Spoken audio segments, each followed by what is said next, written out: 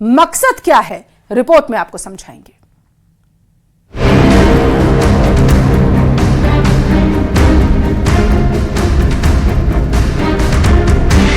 दुश्मन के इरादों को रौंदेगा जोरावर, सरहद के लिए तैयार जोरावर का वार।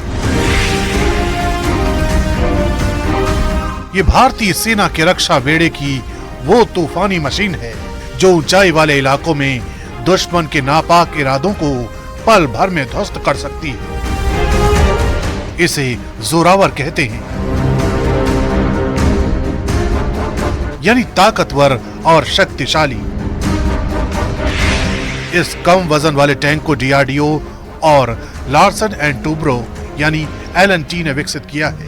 इस टैंक का प्रोटोटाइप पहले ही तैयार हो चुका है। टैंकों की तैनाती लद्दाख जैसे ऊंचाई वाले इलाकों में होगी। इसके 2027 तक सेना में शामिल होने की उम्मीद है। 25 टन वजनी इस टैंक की खासियत है कि इसे विमान से भी पहुंचाया जा सकता है, यानी जरूरत पड़ने पर इन्हें बेहद कम वक्त में आसानी से ग्राउंड जीरो पर पहुंचाया जा सकता है। सेना इन टैंकों को आर्टिफिशियल इंटेलिजेंस से भी लैस करने की दिशा में काम कर रही है। इसी साल जुलाई में गुजरात के हजीरा में इस टैंक का परीक्षण किया गया है।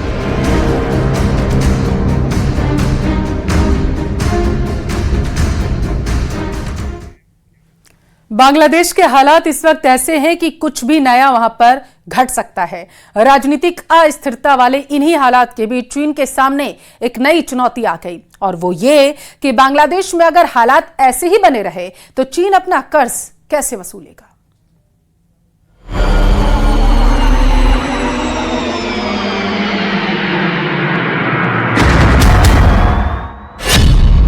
बांग्लादेश से कैसे कर्ज वसूलेगा चीन?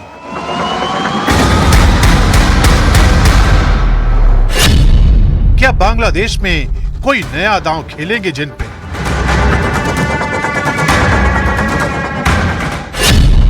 क्या होगी बांग्लादेश पर चीन की रणनीति? जिस चीन ने दुनिया के छोटे छोटे देशों को अपने कर्ज के जाल में फंसा रखा है, वो चीन इस वक्त बेहद परेशान है, और चीन की परेशानी की वजह है बांग्लादेश से आने वाली ये तस्वीर।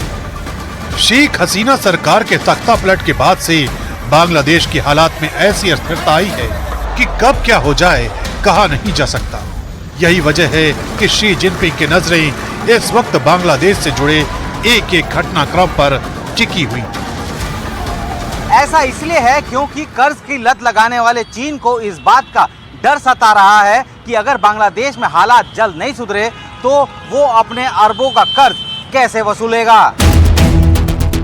शेख हसीना से चीन के अच्छे रिश्ते रहे हैं, लेकिन चीन ने खालिदा जिया के साथ भी अपने संबंधों को बनाए रखा है।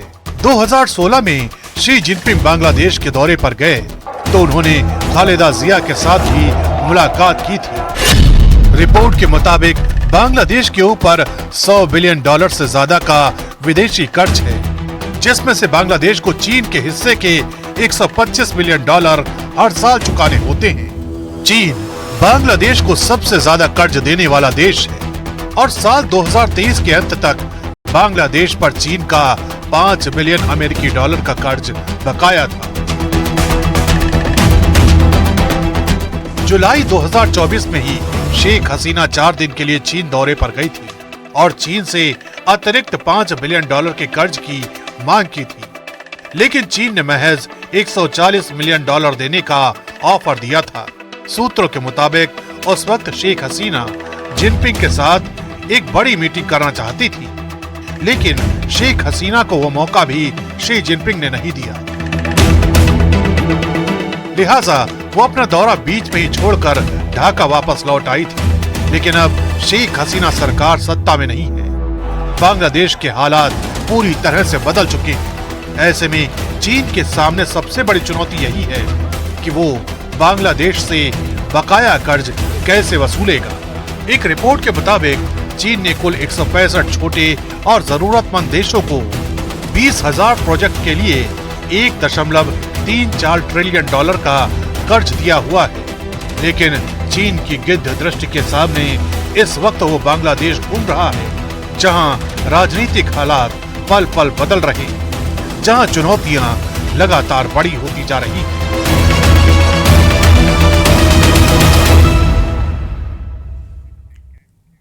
और यहाँ वक्त है एक छोटे से ब्रेक का। अब देखते रहिए प्रदेश का number 1 news channel news 18 Rajasthan.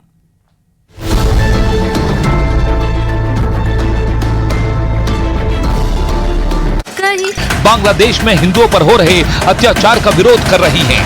साथ ही सरकार से मांग भी कर रही हैं कि बांग्लादेश में हिंदुओं की सुरक्षा का प्रबंध किया जाए। बांग्लादेश में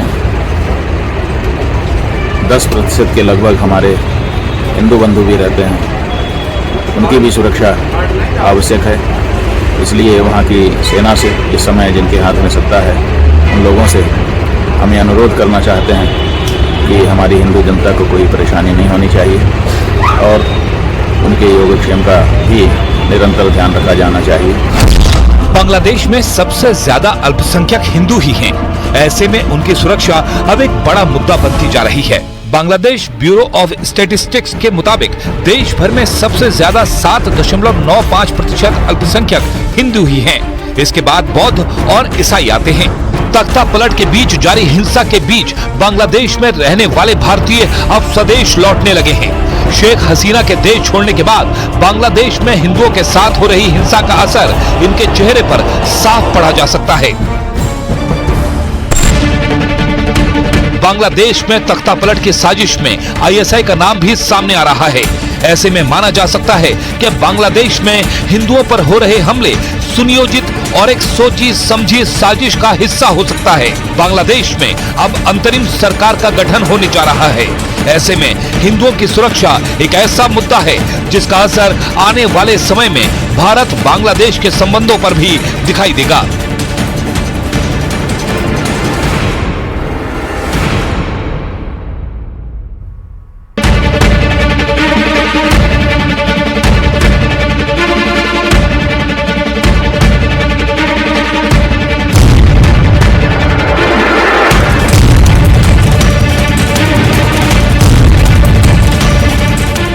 बांग्लादेश में तख्ता पलट के बाद जारी हिंसा का सबसे ज्यादा असर हिंदू अल्पसंख्यकों पर हो रहा है। पूरे बांग्लादेश से हिंदुओं पर हमले और उनकी संपत्तियों में आगजनी की खबरें आ रही हैं। हिंदुओं के घरों और मंदिरों को चुन चुन कर उन पर हमला किया जा रहा है। যাওয়ার সময় উল্টো দিক থেকে এসে আমার বাসার মধ্যে ঢুকে, আমার বাবা একজন ব্যবসা করে, সে তার ব্যবসার প্রতিষ্ঠান, আমার ভাই একজন ডাক্তার, ছোট কাকার ছেলে, তার চেম্বারও আমাদের বাসার মধ্যে। এই চেম্বারের মধ্যে ঢুকে আমাদের পুরো ভাইরা চুইরা কিচ্ছু রাখে না।